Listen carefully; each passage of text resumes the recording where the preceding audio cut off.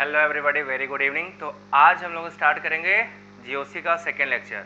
कल मैंने आप लोगों को सिखाया था कि क्यों हमें जीओसी पढ़ना है, जीओसी पढ़ने का क्या इंपॉर्टेंस है। आज का लेक्चर जो होगा उसमें आप पढ़ोगे कितने टाइप के इलेक्ट्रॉनिक इफेक्ट होते हैं और उनके क्लासिफिकेशन के बाद पहला जो मैं पढ़ाऊँगा आपको इंडक्टिव इफेक्ट और उसके सभी एप्लीकेशन। देखिए, जितने भी इफेक्ट पढ़िएगा सबके अपने एप्लीकेशन है, उसके बाद सबके कलेक्टिव एप्लीकेशन भी है। पहले सबके हम इंडिविजुअल एप्लीकेशंस पढ़ेंगे, जैसे इंडक्टिव के आप पढ़ोगे यहाँ पे 6 एप्लीकेशन। उन 6 एप्लीकेशन को आपको दिमाग में अच्छे सेट करना है विथ एग्जांपल, वो मैं कराऊंगा, ठीक है। एंड देन उसके बाद क्या करना है, कंजुगेशन पढ़ना है, मेसोमेरिक पढ़ना है, रेजोनेंस पढ़ना है, हाइपर कंजुगेशन पढ़ना है और एसआईआर इफेक्ट पढ़ना है। इतनी चीज़ें पढ़ लेने के बाद आखिरी में हम लोग क्या करेंगे, लास्ट में जब पूरा जीओसी 1 पार्ट खत्म हो चुका रहेगा देन इसके एप्लीकेशन करेंगे, जो आपको जीओसी पार्ट 2 में मैंने सिखाया था। 1 बाय 1 सिस्टमैटिकली चलेंगे। आप सभी लोग ज्वाइन कर लो, लाइव आ जाओ, और जो भी बच्चे अभी नहीं ज्वाइन किए वो सब आ जाए, ज्वाइन कर ले और हम लोग इसको स्टार्ट करेंगे यहाँ से, ठीक है। अपना टाइम हो चुका है। आज के लेक्चर में आपको जो मिलेगा वो बहुत ही यूनिक और बेहतरीन होगा। डिले नहीं करेंगे, हम लोग स्टार्ट करेंगे।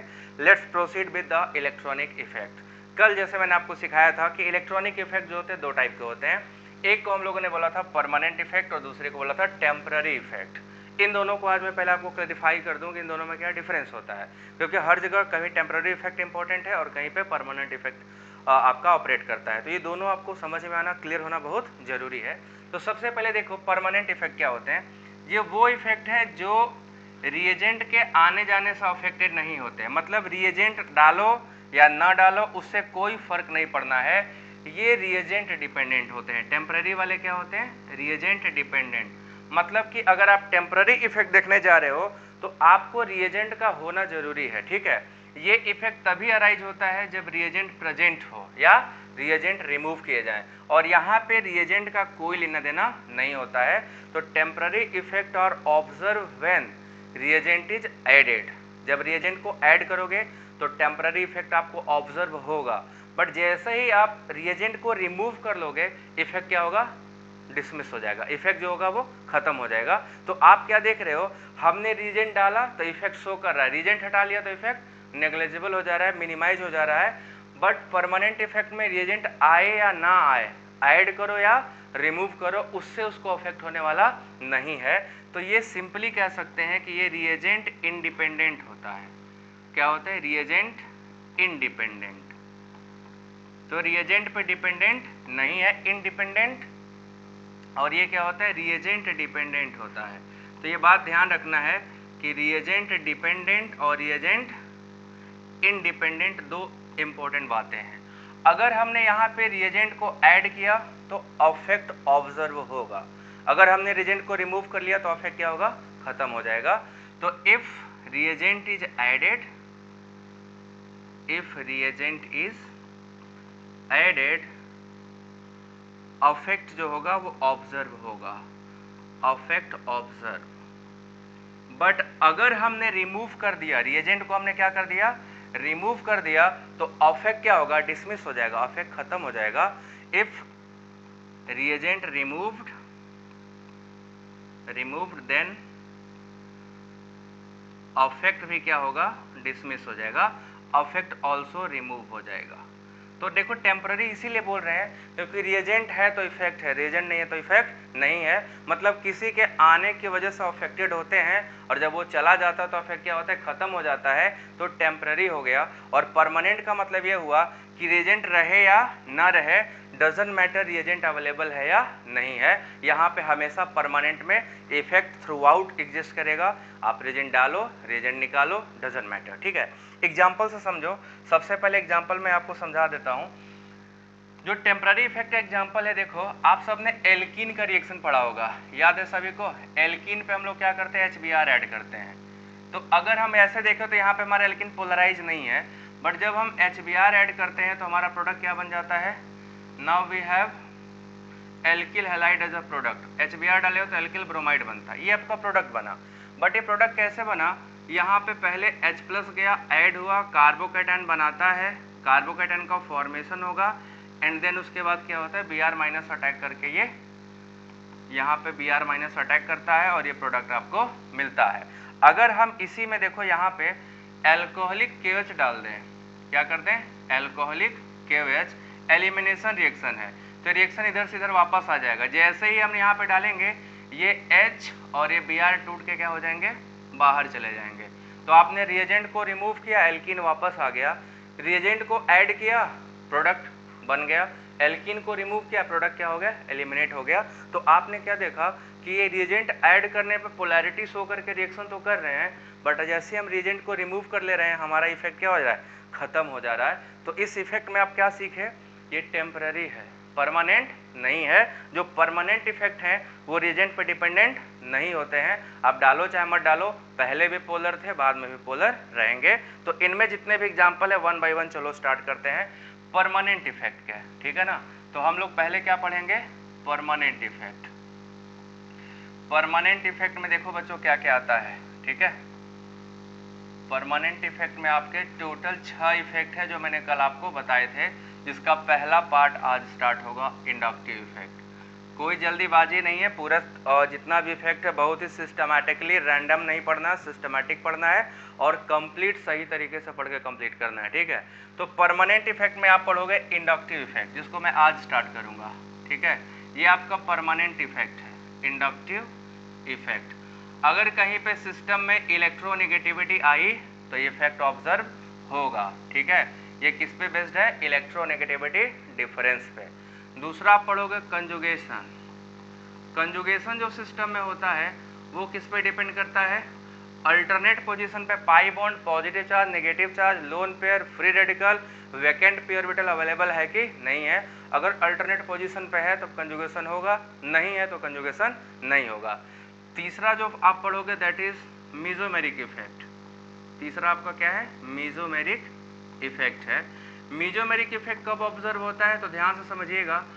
अगर सिस्टम में कंजुगेशन है तब तो मीजोमेरिक इफेक्ट होगा, अगर सिस्टम में कंजुगेशन नहीं हुआ तो मीजोमेरिक इफेक्ट नहीं शो करेगा। तो मीजोमेरिक होने के लिए कंजुगेशन का होना मस्ट है।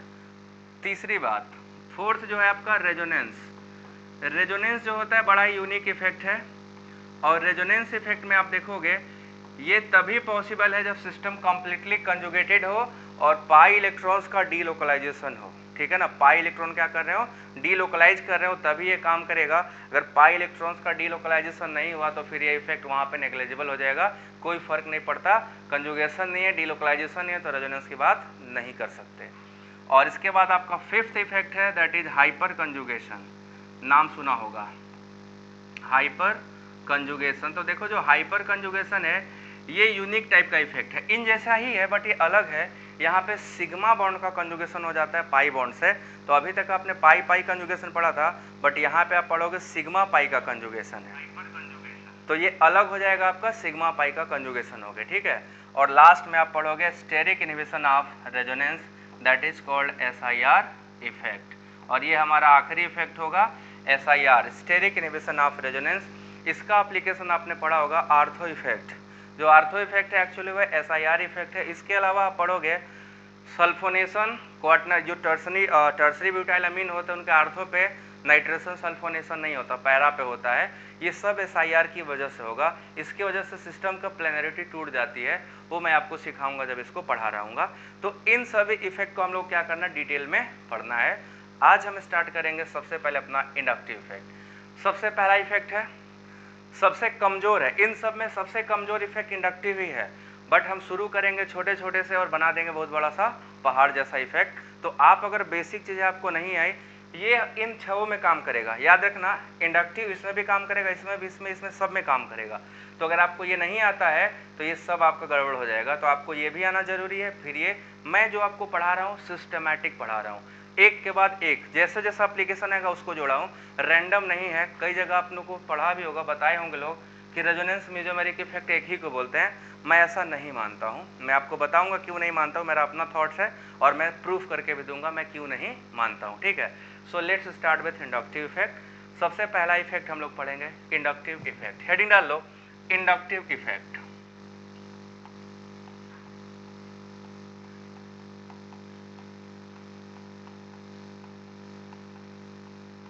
इंडक्टिव इफेक्ट बच्चों देखो सबने नाम सुना होगा, किसी को आइडिया हो तो बताओ क्या होता है, ठीक है।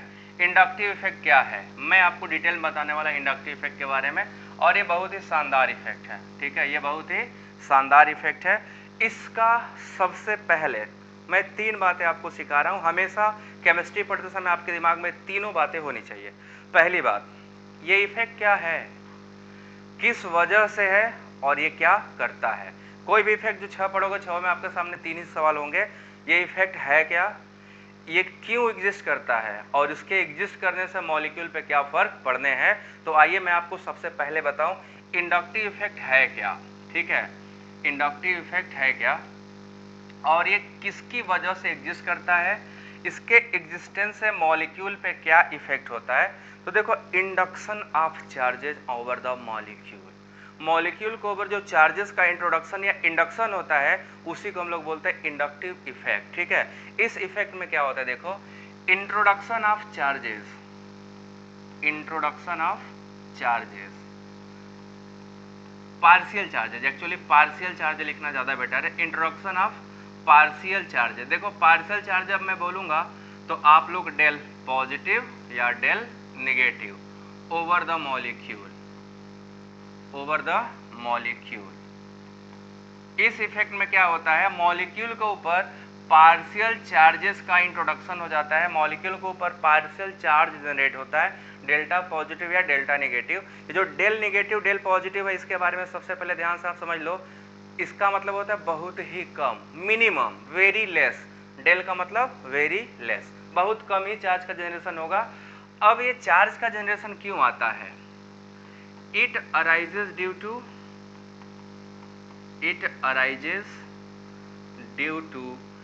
इलेक्ट्रोनेगेटिविटी डिफरेंस, याद रहे electronegativity difference between sigma bonded covalent molecule. ये सिर्फ कोवैलेंट मॉलिक्यूल में एग्जिस्ट करता है और वो भी जहां पे सिग्मा बॉन्ड हो। अगर पाई बॉन्ड होगा तो वहां पे ऑब्जर्व नहीं होता। This only observe in sigma bonded covalent molecule, और ऐसी जगह पे जहां पे इलेक्ट्रोनेगेटिविटी का डिफरेंस आता हो। अगर इलेक्ट्रोनेगेटिविटी का डिफरेंस नहीं है तो इंडक्टिव कभी सरवाइव नहीं करेगा, एग्जिस्ट ही नहीं करेगा। सरवाइव तो बात की बात है। अगर आप चाहते हो कि इंडक्टिव इफेक्ट शो करे, इंडक्टिव इफेक्ट आपको ऑब्जर्व हो, तो पहला रूल, डिफरेंस होना चाहिए इलेक्ट्रोनेगेटिविटी का, नहीं तो इंडक्टिव इफेक्ट आपको बेटा नहीं मिलेगा, ठीक है ना। ये आपका सेकेंड बात हो गई। होता क्या है इसमें, होता क्या है, polarisation of sigma bond pair. Polarisation का मतलब शिफ्ट हो जाना। जैसे हमारे तुम्हारे बीच में अगर बॉन्डिंग है ना, तो अगर तुम इलेक्ट्रोनेगेटिव ज्यादा हो तो हम दोनों जो शेयरिंग से बॉन्ड बनाया है, जो बॉन्ड पेयर है, वो तुम्हारी तरफ शिफ्ट हो जाएगा, पोलराइज हो जाएगा, क्योंकि तुम ज्यादा इलेक्ट्रोनेगेटिव हो तो अपनी तरफ खींच लोगे। तो polarisation of sigma bonded pair from less electronegative to more electronegative atom, बस यही होता है। लेस इलेक्ट्रोनेगेटिव से मोर इलेक्ट्रोनेगेटिव एटम की तरफ सिग्मा बॉन्ड पेयर का पोलराइजेशन हो जाता है। तो यहां पे होगा क्या, polarisation of sigma bond pair from less electronegative atom to more electronegative atom. इसमें यही होता है। देखो, मैंने आपको 3 चीजें बताई, तीनों मैंने आपको सिखा दिया। पहला क्या है, क्या होता है, दूसरा क्यों होता है, और तीसरा इससे क्या होता है। अब इसको आपको मैं डायग्रामेटिकली सिखा रहा हूं बना के कैसे होता है। Let's proceed. तीनों बातें समझ में आ गई। पार्शियल चार्ज का जनरेट करता है, पार्शियल चार्जेस जनरेट करता है। क्यों करता है, इलेक्ट्रोनेगेटिविटी डिफरेंस की वजह से करता है। क्या होता है, पोलराइजेशन होता है। किसका, सिग्मा बॉन्ड पेयर का। जो सिग्मा बॉन्ड पेयर होता है उसका पोलराइजेशन होता है। अब आइए देखते हैं विथ एग्जांपल। देखो, मैं एक कार्बन का चेन बना रहा हूं।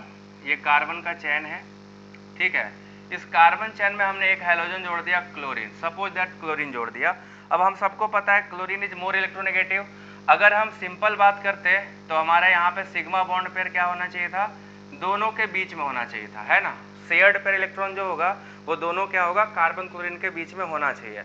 बट हम सब जानते हैं पीरियोडिक टेबल कॉन्सेप्ट से, इलेक्ट्रोनेगेटिविटी डिफरेंस है, कार्बन लेस इलेक्ट्रोनेगेटिव है, क्लोरीन क्या है, मोर इलेक्ट्रोनेगेटिव। तो आपने पोलर कोवेलेंट बॉन्ड पढ़ा होगा, याद है सबको, पोलर कोवेलेंट बॉन्ड। जहां पे भी पोलर कोवेलेंट बॉन्ड होता है, शेयर्ड पेयर इलेक्ट्रॉन क्या होता है, शिफ्ट होके लेस इलेक्ट्रोनेगेटिव से मोर की तरफ चला जाता है। तो इसको हम ऐसे बना सकते हैं ना, इसको हम ऐसे लिखें क्या, क्लोरीन मोर इलेक्ट्रोनेगेटिव है तो शेयर्ड बॉन्ड पेयर को कहाँ कर लिया, अपने साइड शिफ्ट कर लिया, अपने साइड क्या कर लिया, शिफ्ट कर लिया। तो देखो बच्चों, जब ये अपने साइड शिफ्ट कर लेगा तो सिंपल सा रूल है, इलेक्ट्रॉन अपने साइड लाए हो तो इनके ऊपर क्या चार्ज आएगा, पार्शियल नेगेटिव, जिसके पास से दूर गया उसके ऊपर पार्शियल पॉजिटिव। ये क्या हुआ, शेयर्ड पेयर इलेक्ट्रॉन शिफ्ट हो गया है ना, this is shared pair electron shift हो गया ना, शिफ्टिंग कहां से शिफ्ट हुआ है, less electronegative to more electronegative atom की तरफ। तो हमने सिंपली क्या देखा, जैसे ही इलेक्ट्रोनेगेटिविटी का डिफरेंस आएगा, शेयर्ड पेयर इलेक्ट्रॉन लेस से मोर की तरफ शिफ्ट हो जाएगा। तो हम इसको ऐसे दिखा सकते हैं ना, ऐसे एरो के थ्रू मैं आपको शो कर रहा हूं। मान लो कि जहां पे डायरेक्ट क्लोरीन जुड़ा था वहां पे सबसे ज्यादा अफेक्ट होगा, उससे दूर वाला कार्बन थोड़ा कम अफेक्ट होगा, उससे दूर वाला और कम, और यहाँ पे सबसे कम। तो जितना दूर होता जाएगा डेल पे, डेल की संख्या बढ़ाते जाना, ज्यादा डेल मतलब कम चार्ज, कम डेल मतलब ज्यादा चार्ज। तो यहाँ पे देखो क्या हुआ, जैसे जैसे शिफ्टिंग हुआ, डिस्टेंस बढ़ा, नजदीक वाला कार्बन क्या होगा, सबसे ज्यादा अफेक्टेड होगा, क्योंकि इलेक्ट्रोनेगेटिविटी डिफरेंस सीधा उसी के साथ काम कर रहा है। तो जो सीधे डायरेक्ट अटैच थे वो सबसे ज्यादा अफेक्ट हुए, उससे दूर वाले थोड़ा कम और कम और कम। तो चार्जेस क्या हो रहे हैं, जैसे जैसे दूरी बढ़ रही है चार्जेस क्या हो रहे हैं, घटते जा रहे हैं। तो अगर आपसे मैं सिंपल बच्चों यहाँ पूछूं कि इन चारों कार्बन में किस कार्बन के पास इलेक्ट्रॉन डेंसिटी मिनिमम है, इन चारों कार्बन में से किस कार्बन के पास इलेक्ट्रॉन डेंसिटी मिनिमम है, तो अपन लोग यही बताएंगे मिनिमम इलेक्ट्रॉन डेंसिटी जो है, मिनिमम इलेक्ट्रॉन डेंसिटी जो है वो इस कार्बन के पास है, इसके पास, क्योंकि इसका पूरा इलेक्ट्रॉन क्या हो गया, शिफ्ट हो गया क्लोरीन के पास चला गया। और मैक्सिमम पूछोगे तो इस कार्बन के पास क्या होगा, मैक्सिमम होगा, मैक्स इलेक्ट्रॉन डेंसिटी। अब यहाँ पे मैं आपको एक कॉन्सेप्ट याद दिलाता हूँ, है ना, मिनिमम इस कार्बन के पास है, कार्बन नंबर 1 के पास होगा। तो अब सभी लोग इस बात को ध्यान से रखना। आप सबने पढ़ा होगा SN1 SN2 reaction, substitution reaction, है ना। आपने देखा होगा कि जब न्यूक्लियोफाइल अटैक करता है तो जहां पे हैलोजन जुड़ा होता है उसी कार्बन पर अटैक करता है। कभी ये सोचे थे क्या ऐसा क्यों करता है, ये कभी दिमाग में ऐसा क्वेश्चन आया कैसा क्या होता है कि जो न्यूक्लियोफाइल SN1 या SN2 रिएक्शन में वो हमेशा अटैक क्लोरीन वाले कार्बन पे ही करता है। अभी देखो इससे पता चल गया, इसलिए अटैक करता है क्योंकि जो न्यूक्लियोफाइल होता है वो इलेक्ट्रॉन रिच होता है, और इलेक्ट्रॉन रिच स्पीसीज कहाँ अटैक करेगा, जहाँ पे इलेक्ट्रॉन डेंसिटी मिनिमम होगी। मैंने कल ही आपको बताया था, इलेक्ट्रॉन रिच और इलेक्ट्रॉन डेफिशिएंट की ही कहानी है। इंडक्टिव ने बता दिया कि SN1 में या SN2 में कार्बन यही क्यों लेते हैं, इस कार्बन पर अटैक क्यों नहीं होता, क्योंकि इन चारों कार्बन की संख्या में सबसे मिनिमम इलेक्ट्रॉन डेंसिटी वाला कार्बन कौन है, जो Cl से सीधे जुड़ा है। तो जब Cl से सीधे जुड़ा है तो मिनिमम इलेक्ट्रॉन डेंसिटी है, इसीलिए आपका जो न्यूक्लियोफाइल आएगा यहीं अटैक करेगा, यहाँ यहाँ यहाँ कहीं अटैक और नहीं करता है। तो ये बात आपको अच्छे से पता होना चाहिए। GOC इसीलिए हम पढ़ते हैं, हमें पूरा पता चल जाता है कौन कहाँ पे अटैक करता है। समझ आया कि नहीं आया, ये इंडक्टिव इफेक्ट में हो गया। अब देखो मूवमेंट ऑफ इलेक्ट्रॉन जरा ध्यान से लगाइएगा, ठीक है ना। मूवमेंट ऑफ इलेक्ट्रॉन जब करिएगा तो बहुत ही सावधानी से, मैं आपको कुछ एग्जांपल्स दे रहा हूँ। अगर हमने ये एग्जांपल आपको दिया तो आप बताइए इलेक्ट्रॉन का मूवमेंट किधर से किधर करोगे। यहाँ हमने MgCl लगा दिया, ठीक है, ये आपका कार्बन है, यहाँ पे ये आपका मैग्नीशियम है। तो इलेक्ट्रॉन डेंसिटी किधर से किधर फ्लो करेगी, सभी लोग बताओ, मैग्नीशियम से कार्बन की तरफ कि कार्बन से मैग्नीशियम की तरफ, पहला। दूसरा यहाँ पे मैं बना रहा हूँ, एरो डायग्राम बनाना है आपको, यहाँ पे NO2 लगा दिया, तो बताइए कार्बन से नाइट्रोजन की तरफ कि नाइट्रोजन से कार्बन की तरफ। और तीसरा मैं यहाँ पे बनाने जा रहा हूँ CH3 CH2 CH2 Li, alkyl lithium है ये, ठीक है। इनमें इलेक्ट्रॉन का मूवमेंट आपको बताना है। तो पहले वाले में इलेक्ट्रॉन का मूवमेंट किधर होगा, दूसरे वाले में इलेक्ट्रॉनिक मूवमेंट किधर होगा, और तीसरे वाले में इलेक्ट्रॉनिक मूवमेंट किधर होगा। आप सभी लोग जरा जल्दी से कमेंट सेक्शन में आके कमेंट करो, जल्दी से आंसर बताइए जिसको पता हो, ये मूवमेंट किधर से किधर होंगे। चलो बच्चों जल्दी जल्दी बताओ सभी लोग, ये इलेक्ट्रॉनिक मूवमेंट किधर से किधर होंगे। जो लोग वीडियो नहीं सब्सक्राइब किए चैनल को प्लीज़ सब्सक्राइब कर लें, एक बार सभी लोग वीडियो को शेयर भी कर दो और लाइक ज़रूर करिएगा। सो लेट्स चेक कौन क्या बताता है। कार्बन से मैग्नीशियम की तरफ। ओके, कार्बन से मैग्नीशियम की तरफ कि मैग्नीशियम से कार्बन की तरफ, यही तो बताना है। कॉन्सेप्ट यही बिल्ड करना था, जो आपने नहीं सही किया, गलत हो गया। कार्बन से मैग्नीशियम की तरफ नहीं जाएगा। देखो भैया, कार्बन नॉन मेटल है, मैग्नीशियम मेटल है, तो मैग्नीशियम क्या होगा यहाँ पे, पॉजिटिव चार्ज है ना।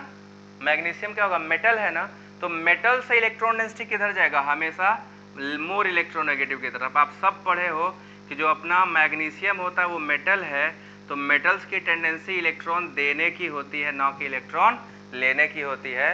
तो मैग्नीशियम से कार्बन को जाएगा, ना कि कार्बन से मैग्नीशियम, ठीक है ना। सिमिलरली यहाँ पे भी लिथियम से कार्बन को इलेक्ट्रॉन डेंसिटी जाएगा। भाई ध्यान दो इसी चीज को, यही गलती करने की आपको सजा मिल जाएगी माइनस में। ये मेटल है और मेटल्स आर इलेक्ट्रोपॉजिटिव, और इलेक्ट्रोपॉजिटिव से हमेशा इलेक्ट्रॉन किधर फ्लो करेगा, इलेक्ट्रोनेगेटिव की तरफ, ठीक है ना। इलेक्ट्रोपॉजिटिव से इलेक्ट्रोनेगेटिव की तरफ, तो मेटल से नॉन मेटल की तरफ इलेक्ट्रॉन आएगा, ना कि नॉन मेटल से मेटल्स की तरफ। बात समझ में आया कि नहीं आया। इसमें क्या फॉलो करेगा, यहाँ पे जो फ्लो होगा वो ऐसे होगा, क्योंकि nitrogen is more electronegative, so electronic flow जो होगा आपका कार्बन से नाइट्रोजन की तरफ होगा। इसमें आपका ये होगा फ्लो, क्योंकि this nitro is more electronegative, carbon is less electronegative. तो देखो कई लोग यहीं पे झटका खा गए, है ना। ये सबको पता होना चाहिए, अच्छे से प्रॉपर पता होना चाहिए, ये आपके नोट्स में भी होना चाहिए, ठीक है। ये आपका हुआ इंडक्टिव इफेक्ट क्या होता है। Now let's proceed towards what is the characteristics.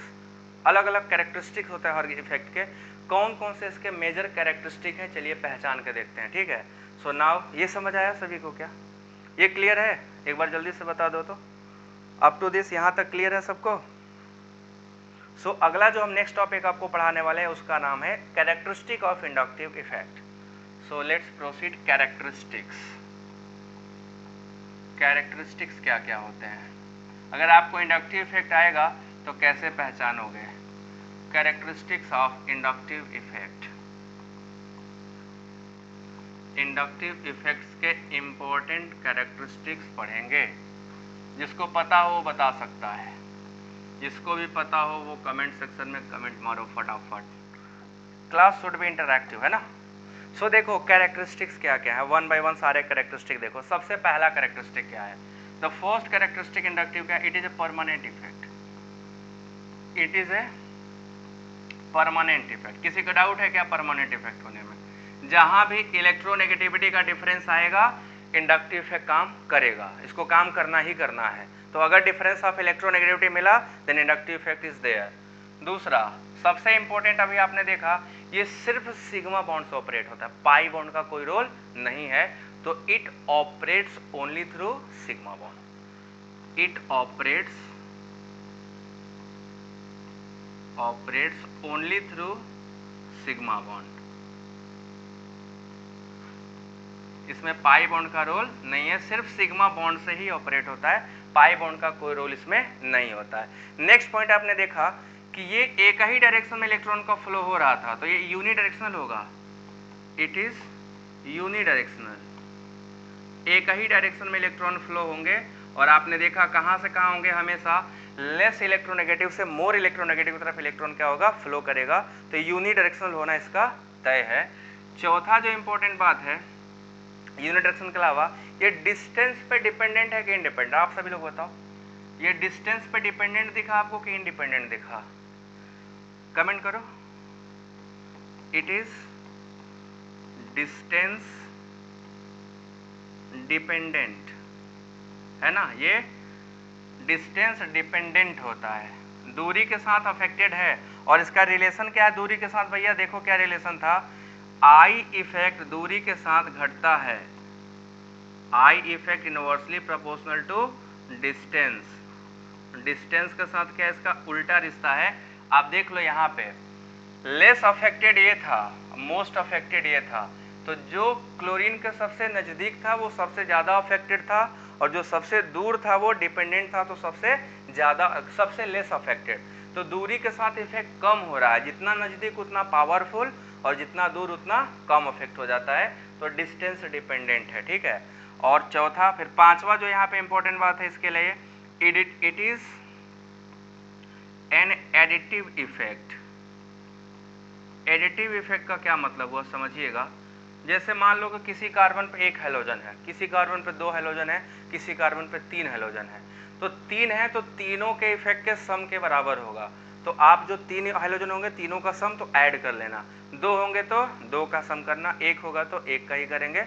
तो जितने हेलोजन बढ़ते जाएंगे इलेक्ट्रोनेगेटिविटी क्या होगी, ज़्यादा होगी, तो इफेक्ट इंडक्टिव इफेक्ट भी क्या हो जाएगा, ज़्यादा। तो इनके सारे इफेक्ट क्या होते हैं, ऐड हो जाते हैं, इसलिए इसको हम क्या बोलते हैं, एडिटिव इफेक्ट बोलते हैं।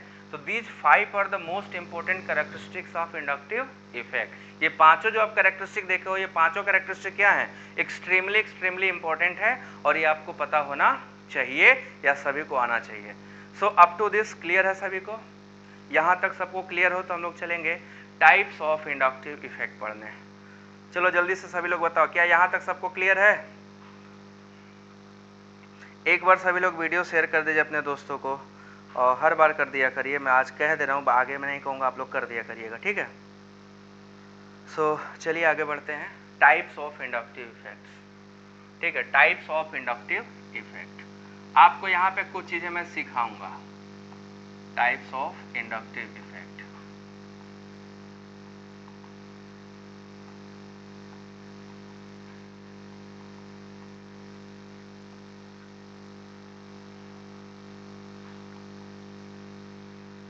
इंडक्टिव इफेक्ट दो टाइप के होते हैं। ठीक है, इंडक्टिव इफेक्ट दो टाइप के होते हैं। कौन कौन सा टाइप पहले समझिएगा।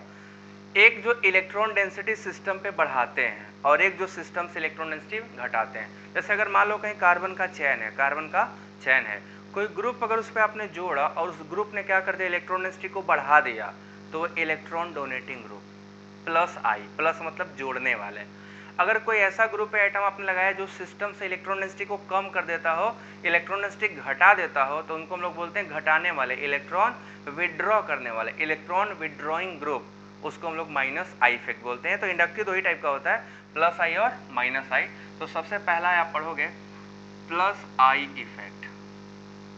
प्लस आई का मतलब हो गया इलेक्ट्रॉन डोनेटिंग इफेक्ट। ठीक है, ये कैसा है, इलेक्ट्रॉन डोनेटिंग ग्रुप। इसमें जो भी होते हैं ग्रुप इलेक्ट्रॉन देने वाले होते हैं। तो ये इफेक्ट जो है वो इलेक्ट्रॉन डेंसिटी को बढ़ाते हैं। ठीक है ना।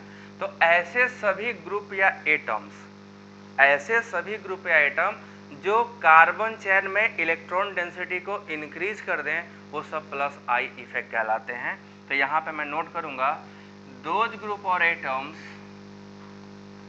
दोज ग्रुप और atoms which increase electron density, which increase electron density of the carbon chain या of molecule, जो भी molecule आप लोगे, of molecule, उनको हम लोग क्या बोलेंगे, प्लस आई इफेक्ट। और दूसरा हम लोग पढ़ेंगे माइनस आई इफेक्ट। ठीक है, माइनस आई इफेक्ट। तो माइनस आई इफेक्ट में क्या आ जाएगा, वो सभी एटम या ग्रुप जो मॉलिक्यूल पे इलेक्ट्रॉन डेंसिटी को क्या कर दें, घटाते हो। तो दोज एटम और ग्रुप्स, दोज एटम और ग्रुप्स विच डिक्रीज, ये डाउन एरो का मतलब होता है घटता हुआ। ठीक है, अगर मैंने एरो बनाया डाउन कर दिया, उसका मतलब घटता हुआ। Decrease electron density from the molecule, from the molecules. तो जो मॉलिक्यूल्स इलेक्ट्रॉन डेंसिटी को क्या कर देते हो, घटा देते हो, उनको हम लोग बोलेंगे माइनस आई। और जो मॉलिक्यूल पे इलेक्ट्रॉन डेंसिटी को बढ़ा देते हो, उनको हम लोग क्या बोलेंगे, प्लस आई। तो दो ही इफेक्ट है, माइनस आई इफेक्ट और प्लस आई इफेक्ट। तो चलिए वन बाय वन दोनों को डिटेल में पढ़ते हैं। माइनस आई इफेक्ट कौन कौन से, उनका ऑर्डर क्या होता है, प्लस आई इफेक्ट कौन कौन से और उनका ऑर्डर क्या होता है, वन बाय वन पढ़ते हैं। सबसे पहले, ठीक है, सबसे पहले हम लोग पढ़ते हैं प्लस आई इफेक्ट।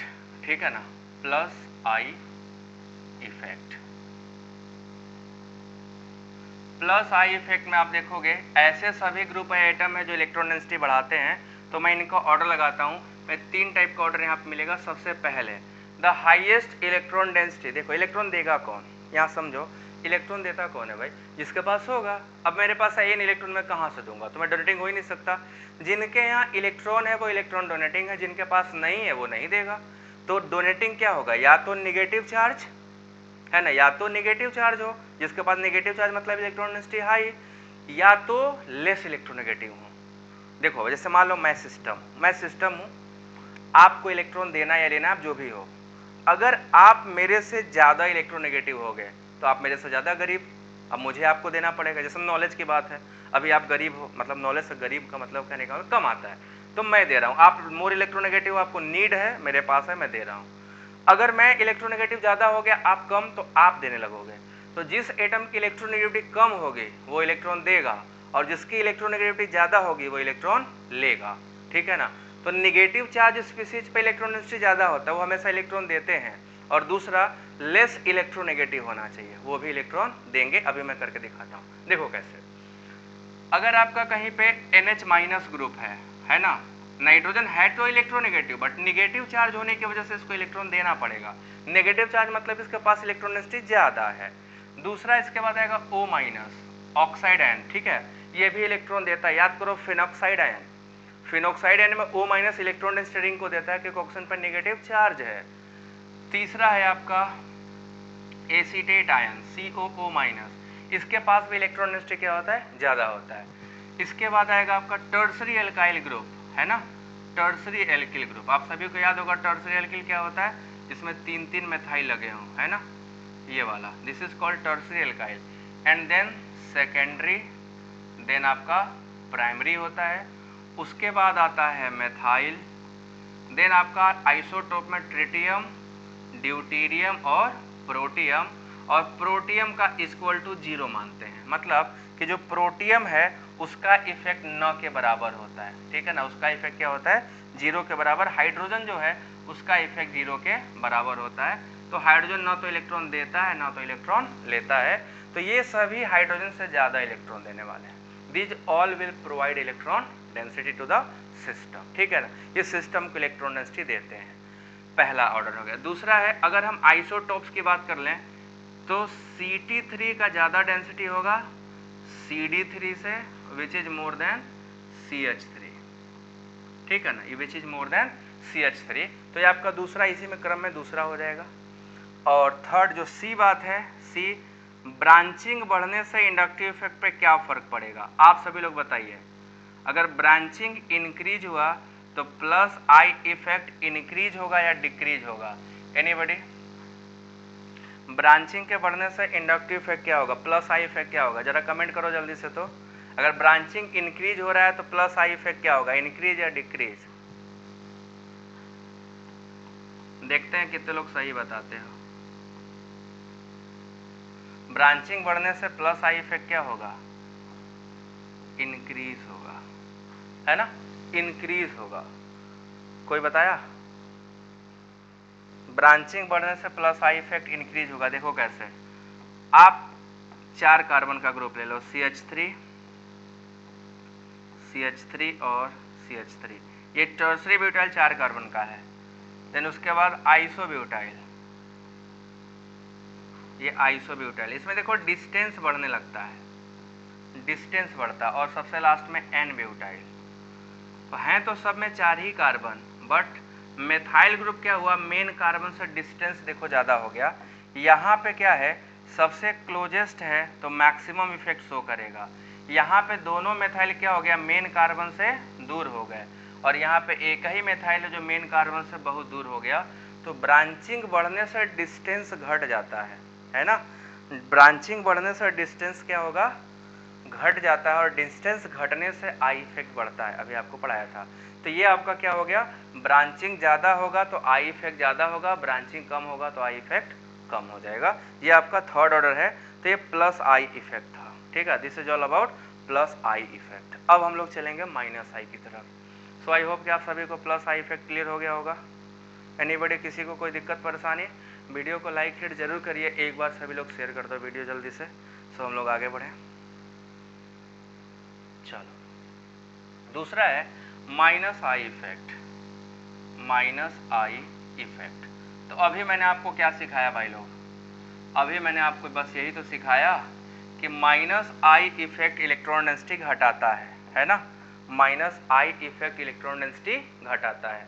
तो घटाता है का मतलब ज़्यादा इलेक्ट्रोनेगेटिव होंगे, ज़्यादा इलेक्ट्रोनेगेटिव होंगे तभी तो घटाएगा ना। अब देखो कौन कौन है इनमें, है बहुत सारे, माइनस आई में बहुत सारा है, मैं मोस्ट इंपॉर्टेंट जो है वही सबको लिखूंगा। वैरायटी में बहुत सारे हैं तो उतना याद करने में आपको दिक्कत होगी, तो सिर्फ उन्हीं इंपॉर्टेंट को लिखेंगे जो आपको काम आने वाले हैं, ठीक है ना। So let's start with those important. सबसे पहला आपका आता है NF3 plus, NF3 plus, then उसके बाद NR3 plus, and NR3 plus के बाद NH3 प्लस, ठीक है। इनमें से आपका NH3 प्लस मोस्ट प्रॉपरली यही आता है, and then NO2 nitro compound, then आपका आता है साइनो कंपाउंड, देन आपका आता है सल्फोनिक एसिड। किसी किसी बुक में सल्फोनिक एसिड पहले दिया है, साइनाइड बाद में, बट ऐसा कोई टेंशन वाली बात नहीं है, ये दोनों टुगेदर कभी आते नहीं है और दोनों का क्लियर भी नहीं है। किसी किसी किताब में दोनों को इक्वल लिख दिया है, बट हम लोग साइनाइड को इससे सल्फोनिक से ज़्यादा लेके चलेंगे, अपना यही रहेगा, ठीक है ना। सल्फोनिक ग्रुप के बाद आपका आएगा एल्डिहाइड ग्रुप CHO, देन आपका कीटोन, एंड देन आपका आएगा कार्बोक्सिलिक एसिड, इसके बाद हैलोजन्स, ठीक है ना, सभी हैलोजन। अब हैलोजनों में क्या आएगा आप सबको पता है, fluorine more than, chlorine more than, bromine more than iodine, हैलोजनों के बाद। हैलोजनों के बाद फिर आपका आएगा OAR एरोमेटिक रिंग, देन आपका OR, देन आपका OH, OH के बाद आपके पास आता है NR2, देन आपका आता है NH2, NH2 के बाद फिर इसके बाद आपका आएगा carbon carbon triple bond alkyne का, क्योंकि एल्काइंस आर sp हाइब्रिड, तो sp हाइब्रिड का क्या होता है, ज़्यादा होता है। sp हाइब्रिड के बाद आपका आएगा बेंजीन रिंग, ठीक है, sp के बाद बेंजीन रिंग, देन इसके बाद आएगा कार्बन कार्बन डबल बॉन्ड, ठीक है, कार्बन कार्बन डबल बॉन्ड, और फिर लास्ट में आप यहाँ पर लगाइएगा हाइड्रोजन, फिर से क्या हो जाएगा 0 के बराबर, ठीक है। ये आपके मेन है। अब इनमें जिनको मैं सर्किल करूंगा उनको आप हमेशा याद रखिएगा, ठीक है, सर्किल वाले को पक्का याद रखिएगा, बाकी एक बार भूल भी जाए तो चलेगा, ठीक है, बाकी एक बार भूल भी जाए तो चलेगा, क्योंकि ये सब तो जरूर आते हैं, बाकी आए या ना आए, ठीक है। इनमें से आपको जितना गोला लगाया हूं -I के लिए इनको जरूर याद रखिएगा, ठीक है। इनका ऑर्डर हम लोग अलग ही लगा लेते हैं, थोड़ा सा इनको अलग ही कर लेते हैं, मतलब यही ऑर्डर है बट इसको थोड़ा सा साइड में कर लेंगे, क्योंकि ज़्यादातर क्वेश्चन जो अभी तक आए हैं इन्हीं में से आए हैं, ठीक है ना। तो अपना क्या हो जाएगा NH3 प्लस सबसे ज़्यादा, देन NO2, देन उसके बाद cyanide, then aldehyde CHO, then COOH, then आपका हेलोजन्स, देन आपका OH, और सबसे लास्ट में NH2। तो इतने को आपको हमेशा याद रखना है, इसको भूलना नहीं है। बाकी ये पूरा रेफरेंस के लिए, आप उसको याद कर पाओ तो याद कर लो, प्रैक्टिस करते करते आपको याद हो ही जाएगा, इसका पूरा पक्का भरोसा है, आपको याद मैं करवा दूंगा, ठीक है। तो आप सभी लोग उसको तो याद कर ही लोगे, उसकी टेंशन ना लो, वो मैं करवा दूंगा, ओके। सो ये आपके सामने कुछ इंपॉर्टेंट थे, इंपॉर्टेंट वाला मैंने ग्रीन बक्से में लगा दिया है, इसको जरूर याद रखना। ये दोनों अपने इफेक्ट हो गए। अब कुछ आपसे मैं काम करवाता हूँ, चलिए सभी लोग तैयार हो जाइए काम करने के लिए, ठीक है, काम करने के लिए सब तैयार। मैं आपसे जो पूछूंगा आप वो बताइएगा, ठीक है। यहाँ तक क्लियर है सबको? जल्दी से एक बार कमेंट सेक्शन में आ जाओ, क्योंकि देखो पढ़ाते समय ना कमेंट सेक्शन में जाने का मौका नहीं मिलता, और मैं पढ़ाते समय डिस्टर्ब नहीं होना चाहता कमेंट में बार बार जाके, ठीक है। सो मैं बीच बीच में कमेंट सेक्शन में आऊँगा, सभी लोग आना, थोड़ा मज़ा आ जाएगा। चलो किसी को कोई डाउट हो तो बताओ, समझ में आया? यहाँ तक सबको क्लियर है? देखो बच्चों जल्दी से बता दो तो अच्छा रहेगा, है ना, मज़ा आ जाएगा। पढ़ना है, अच्छे से पढ़ना है, इधर कोई ओपी टोपी सोपी सर मैं नहीं करने वाला, मेरे को बस पढ़ाने आता है। सो अगर जिसको इंटरटेनमेंट पर्पज़ से यहाँ आए होगे तो मुझे नहीं लगता उसको मज़ा आ रहा होगा, जो पढ़ने पर्पज़ से आगे उसको मज़ा आएगा। बट अब वही है, देखो नाच गाना देखने हो तो और लोग पढ़ा रहे हो, जाकर देख लेना। इधर मैं थोड़ा सा, मेरे को आता भी नहीं, मोटा भी हूँ, तो नाच पाऊँगा भी नहीं, होगा भी नहीं मेरे से। So up to this clear है? हाँ तो ठीक ही होगा।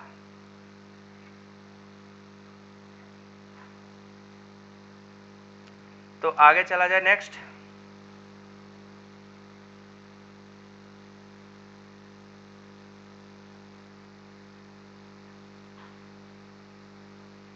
सो अपन लोग अब नेक्स्ट बढ़ने वाले हैं, जो अपना नेक्स्ट पार्ट है जिसमें हम लोग काम करने वाले हैं, वो है एप्लीकेशन ऑफ इंडक्टिव इफेक्ट, है ना, applications of inductive effect. So let's proceed with inductive effect के एप्लीकेशंस।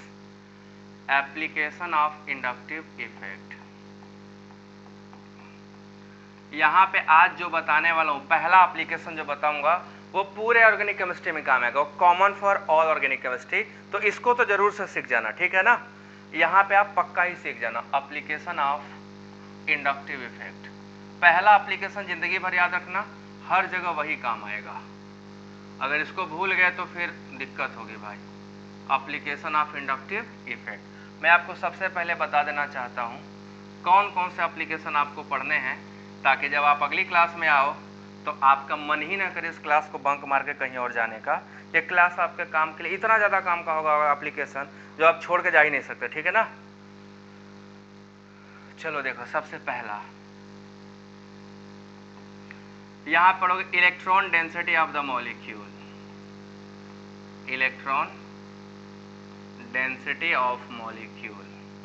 आपको बताता चलता हूँ कहाँ कहाँ से क्वेश्चंस आए हैं, ठीक है ना, पहला। दूसरा आप पढ़ोगे stability of intermediates, stability of intermediate. Intermediate में 6 बताए थे कल, याद है ना। किसी को 6 याद हो जल्दी से कमेंट बॉक्स में छाप दो तो।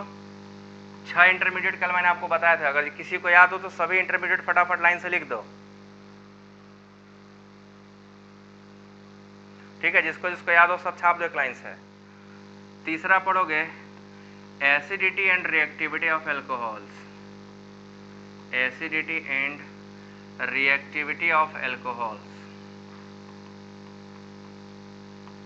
Reactivity of alcohols. अब मैं आपको बताऊं, यहीं पे ध्यान से देख लो, इसी साल नीट में रिएक्टिविटी ऑफ एल्कोहल से क्वेश्चन आया था, डिहाइड्रेशन आया था, याद करो। इस साल जो नीट दिए होंगे डिहाइड्रेशन ऑफ एल्कोहल से क्वेश्चन आया था जिसमें NO2 और OH लगा हुआ था। मैं यहीं पे आपको सिखा दूंगा वो कैसे होता है, उसका कैसे उसको सॉल्व करना होता है, यहीं से क्वेश्चन आया था। और एसिडिटी ऑफ एल्कोहल से आप याद करो ल्यूकास टेस्ट पढ़ोगे, ठीक है। ल्यूकास टेस्ट लास्ट ईयर 2022 में ल्यूकास टेस्ट पूछा था, असर्शन रीजन दिया था, ल्यूकास टेस्ट के बारे में पिछले साल आया था। तो सिर्फ ये एप्लीकेशन 22 में भी एक क्वेश्चन दिया है और 23 में भी एक क्वेश्चन दिया है, इसीलिए पढ़ना जरूरी है, ठीक है ना। चौथा पढ़ोगे acidity of carboxylic acid, acidity of carboxylic acid, carboxylic acids की एसिडिटी देखोगे। पांचवा एप्लीकेशन है basicity of aliphatic amine, basicity of aliphatic amine, aliphatic amines की बेसिसिटी पढ़ोगे यहीं पे, और यहाँ से भी क्वेश्चन आता है, तो basicity of aliphatic amine. Then आपका नेक्स्ट एप्लीकेशन है 6th reactivity of alkyl halide, SN1E1 यहीं पढ़ा जाएगा, रिएक्टिविटी ऑफ एल्काइल हैलाइड यहीं से आता है। नीट में इससे क्वेश्चन SN1 SN2 से आए हैं, ठीक है ना, यहाँ से आता है रिएक्टिविटी ऑफ एल्किल हैलाइड। और 7वां पढ़ोगे reactivity of carbonyl compound, reactivity of carbonyl compound, carbonyl compounds. ये 7 एप्लीकेशन है और इन 7 एप्लीकेशन से आप देख लो पूरा एल्डिहाइड कीटोन आखिरी वाला एप्लीकेशन चलता है। एल्डिहाइड कीटोन का जितने रिएक्शन है सब आखिरी वाले से आप पढ़ोगे, आखिरी वाले से सब लगाओगे। एल्किल हैलाइड में SN1 SN2 इसकी रिएक्टिविटी यहीं पे बताऊंगा, मैं आपको सिखाऊंगा कैसे होता है। बेसिसिटी ऑफ एलिफैटिक अमीन में आप याद रखो, क्वेश्चन कई बार आ चुका है जिसमें प्राइमरी सेकेंडरी टर्सरी अमीन के बेसिसिटी अरेंज करने को पूछता है। एसिडिटी ऑफ कार्बोक्सिलिक में PK पूछता है, ठीक है। तो ये सारे एप्लीकेशन आपके लिए क्या होंगे, एकदम वज्र रूप से इंपॉर्टेंट होंगे। आप चाहोगे तब भी इसको एप्लीकेशन को आप इग्नोर नहीं कर सकते, आपको इग्नोर करना ही नहीं है, ठीक है ना। तो इन सभी एप्लीकेशन को हम लोग कंटिन्यू करेंगे। अब यहाँ तक सभी लोगों को क्लियर समझ में आ गया है, सो लेट मी नो कि हाँ क्लियर आ गया। हम लोग पहला एप्लीकेशन करने वाले हैं। चलो बच्चों जल्दी से बताओ कैसा लगा आपको लेक्चर, जरूर कमेंट सेक्शन में जरूर करिएगा। और देखो मैंने DPP का जो DPP है ना इसका सेंड कर दिया हूँ, तो जो लोग टेलीग्राम चैनल पर नहीं ज्वाइन किए हो डिस्क्रिप्शन बॉक्स में देखो और टेलीग्राम चैनल का लिंक है, जाकर ज्वाइन कर लो। DPP 1 ऑलरेडी भेज चुका हूँ मैं, उसमें आपको पड़ा हुआ होगा तो वहाँ देख लीजिएगा। और कोशिश करिएगा कि सॉल्व करना मेरे पैरेलल चलते रहो, सॉल्व करते रहो। मैं यहाँ पे वैरायटी ऑफ क्वेश्चन ऑलरेडी मैं कराऊंगा ढेर सारा, उसके अलावा डीपीपी भी सॉल्व करना है। अभी डीपीपी नहीं भेजा हूँ, अभी मैंने जो भेजा वो आपको क्वेश्चन बैंक है, डीपीपी मैं कल से भेजूंगा, ठीक है। पहले पूरा क्वेश्चन बैंक भेज चुका हूँ। सो आज यहीं तक, ठीक है। कल एप्लीकेशन पार्ट स्टार्ट करेंगे। सो पढ़ते रहो, बढ़ते रहो, मस्त एकदम झक्कास। कोई दिक्कत परेशानी होगी टेलीग्राम पे जुड़ जाओ, फिर वहाँ से मैं आपको चीज़ें और